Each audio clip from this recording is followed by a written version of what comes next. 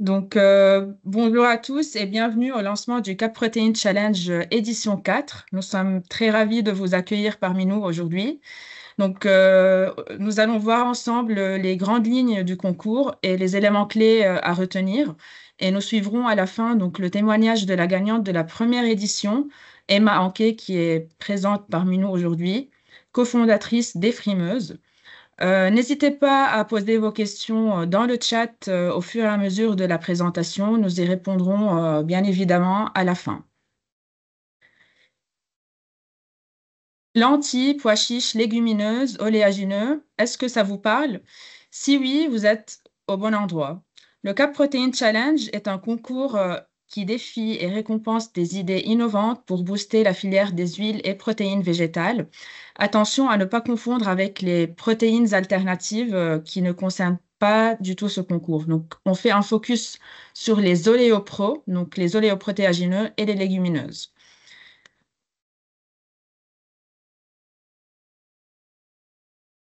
Créée en 2021 dans le cadre du programme national Cap Protéines, cette initiative est portée par l'Institut technique des huiles et protéines végétales Terrinovia, ainsi que l'interprofession Terunivia, en collaboration avec plusieurs partenaires clés, dont la Fondation Avril, qui soutient le projet dans l'intérêt général de la filière, les centres techniques CTCPA et ITERG, donc qui apportent leur expertise technique, ainsi que Manger du Sens, reconnu pour sa gestion de ce type de concours et sa contribution à la valorisation marketing.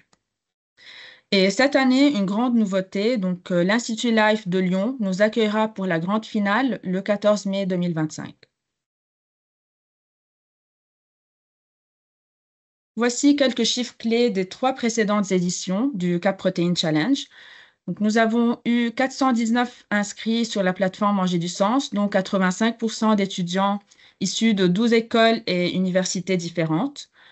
Parmi les 6 équipes finalistes, 4 ont poursuivi leur aventure entrepreneuriale et ont été accompagnés par l'incubateur de start-up Euralimentaire. Au total, il y a eu 16 finalistes qui ont bénéficié de 84 heures de mentorat dispensé par 7 experts du secteur afin de faire mûrir leur projet.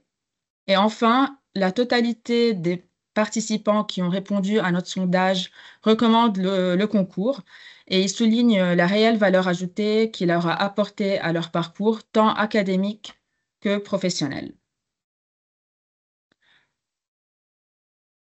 Pour entrer dans le vif du sujet, le Cap Protein Challenge 4, il est destiné à qui? Que vous soyez donc étudiant en école d'ingénieur, en lycée agricole ou à l'université, ou que vous soyez entrepreneur, salarié, conseiller agricole ou agriculteur. Vous pouvez participer à ce concours en solo ou en équipe. Si les sujets de l'agroécologie, des cultures robustes, de l'innovation alimentaire et des nouvelles recettes vous intéressent, nous vous proposons cette année 7 nouvelles thématiques qui couvrent toute la chaîne de valeur. Si vous avez des idées pour de nouvelles pratiques agricoles, des initiatives territoriales, des innovations culinaires ou de nouvelles idées de solutions techniques, de nouveaux produits agroalimentaires, ou des projets en lien avec des initiatives pédagogiques ou de nouvelles solutions au niveau de la commercialisation et la distribution de légumineuses. Vous pouvez choisir une ou plusieurs de cette thématique pour candidater et proposer vos idées.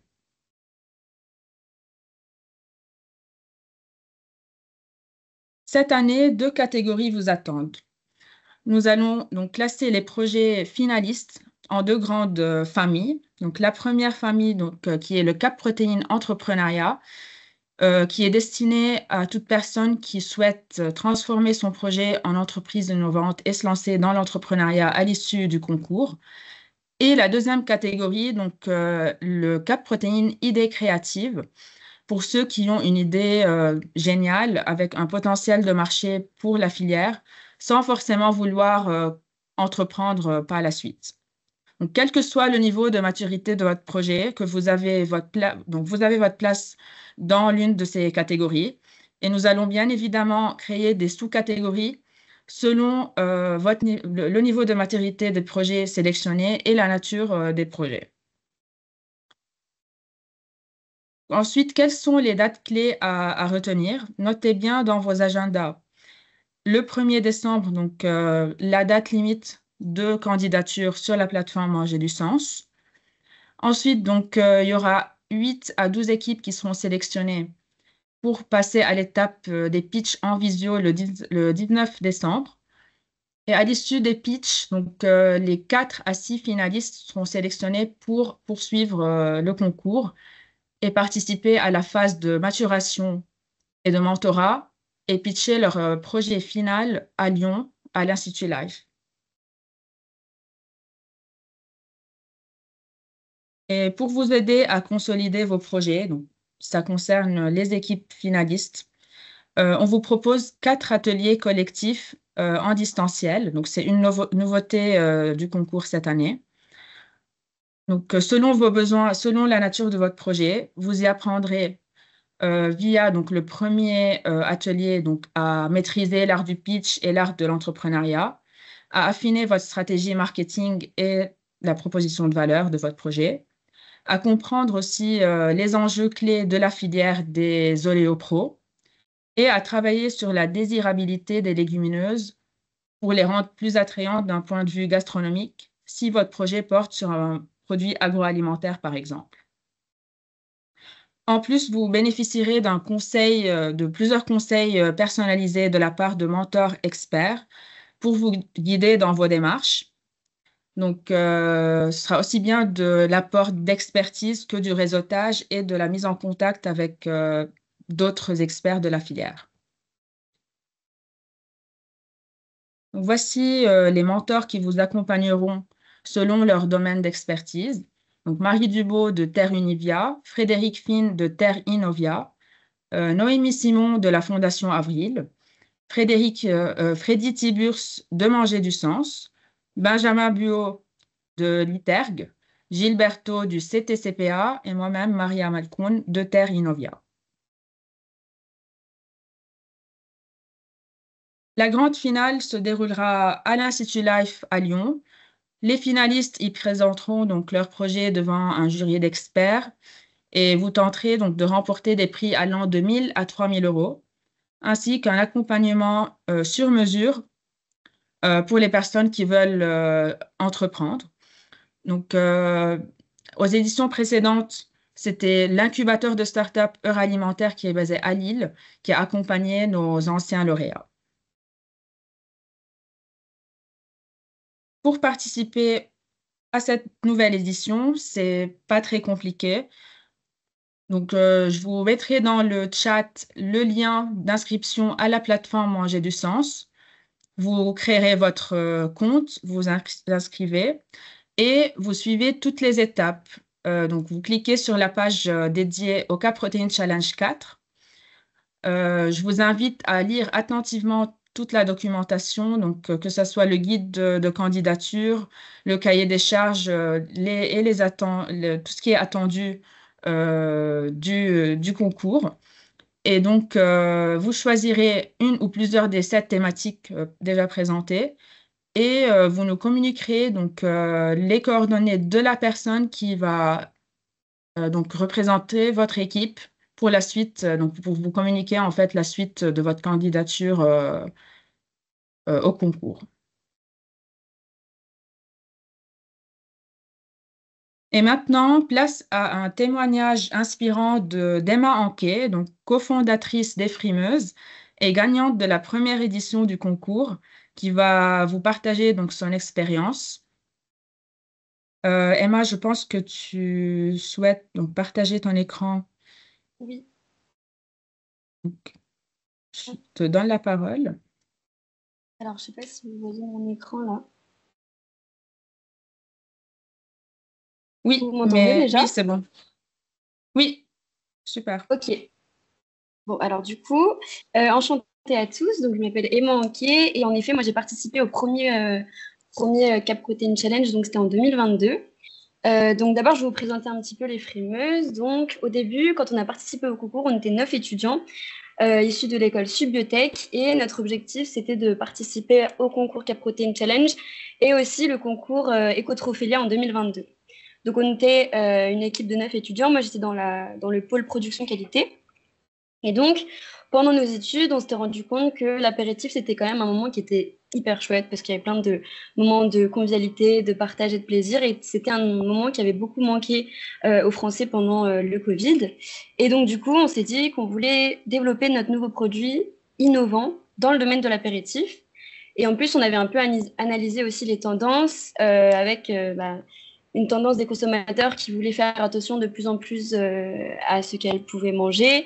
Il y avait des produits dans le domaine de l'apéritif qui étaient trop gras, trop sucrés ou trop salés. Et aussi, il y avait des tendances des produits français, des produits avec un bon apport nutritif ou issus de produits issus de l'agriculture biologique. Et donc, du coup, on s'est dit qu'il fallait proposer des produits qui permettaient aux consommateurs de mieux manger. Et c'est de ce constat-là qu'est née les frimeuses. Donc notre objectif, c'était, et c'est toujours, de révolutionner les apéritifs avec des produits qui sont des tartinables à base de légumineuses fermentées, qui sont des produits qui sont sains, mais aussi très gourmands. Et donc, pour que vous compreniez bien, les frimeuses, c'est vraiment la cohésion du mot fermentation et légumineuse. Et pour vous donner un peu l'eau à la bouche, maintenant, je vais vous présenter les produits. Donc, on a le chiche, qui est composé de pois chiches lactofermentés, de purée de sésame, et d'épices. Donc, c'est un peu comme un sort de houmous classique, mais il n'y a pas de citron, il n'y a pas d'huile d'olive. Ensuite, on va avoir le crâneur, qui est composé, lui, de lentilles corail fermentées, de butternut et d'épices. Et finalement, le ravageur, qui est composé de haricots rouges fermentés, de betteraves et d'épices. Il faut savoir que les trois produits, ils ont tous un Nutri-Score A, qui sont issus de produits à base de produits bio, avec un faible impact sur l'environnement. Ils ont au moins 60% de légumineuses. Et donc, du coup, là, on est dans le contexte du Cap Protein Challenge. Et donc, du coup, on a décidé de choisir des légumineuses parce qu'elles sont riches en protéines, qu'elles sont aussi riches en fibres, elles sont pauvres en graisse avec un faible indice glycémique. Et on avait aussi fait un sondage pour demander aux potentiels consommateurs quelles étaient leurs légumineuses préférées. Et dans le top 4, on a retrouvé les 3 légumineuses qu'on a choisies. Donc, c'était vraiment, pour nous, assez cohérent de choisir ces 3 légumineuses. Alors, aussi, du coup, on avait un apport qui était positif pour l'environnement puisqu'elle renforce la production des légumineuses, va renforcer la fertilité et la productivité des sols, mais aussi elle était mise en avant dans le plan national nutrition santé qui propose quand on entend oui, il faut manger 5 fruits et légumes par jour, on a aussi la phrase rajouter 2 portions de légumineuses par semaine. Et finalement, on a du coup, alors j'arrive plus à voir, on a du coup le haricot rouge qui va être un des haricots secs les plus consommés au monde. On va avoir le pois chiche qui est déjà consommé dans le milieu de l'apéritif avec le houmous. Et finalement, la lentille corail qui est la légumineuse la plus digestible.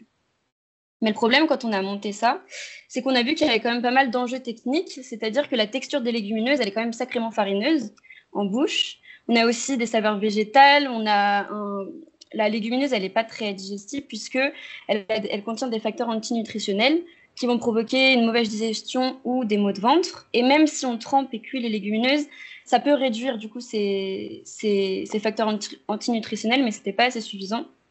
On voulait un produit qui avait un Nutri-Score A et utiliser le moins d'ingrédients possible pour aller vers le clean label. Et donc, la solution, c'est la fermentation.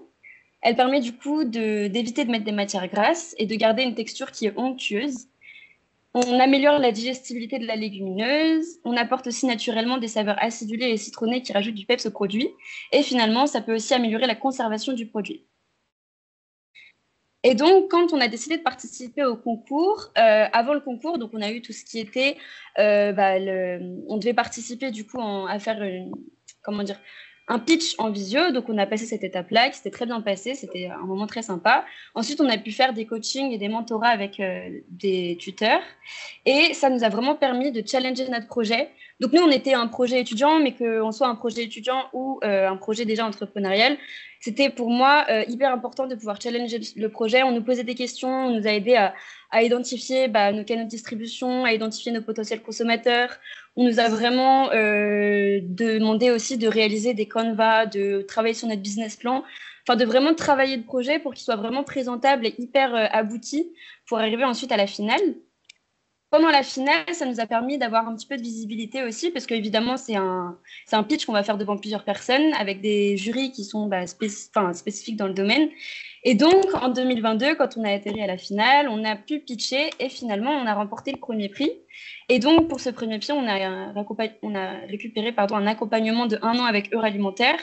Cet accompagnement, il a été très formateur pour nous parce que, en fait, on était en train de se poser la question de est-ce qu'on voudrait créer l'entreprise ou non. Et comme on avait 1 an d'accompagnement par la suite, ça nous a permis de se poser vraiment des bonnes questions pour essayer d'appréhender toutes les premières étapes de création d'entreprise. Et on a pu aussi avoir un budget de 3 000 euros. Donc pour l'accompagnement, comme je vous l'ai dit, ça appréhendait les premières étapes de la création d'entreprise. Et le budget de 3 000 euros nous a permis de participer au concours Ecotrophélia et aussi de participer à plusieurs événements par la suite.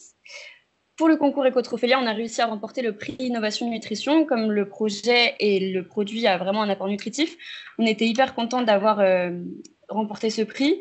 Et aussi, je pense que si on n'était pas passé par le Cap Protein Challenge, on n'aurait pas eu toutes les questions du Cap Protein Challenge pendant la finale. Si on n'avait pas eu toutes ces questions-là, on aurait sûrement eu un peu plus de mal à présenter notre projet pendant le concours Ecotrophélia. Donc, c'était vraiment un plus d'avoir participé au concours.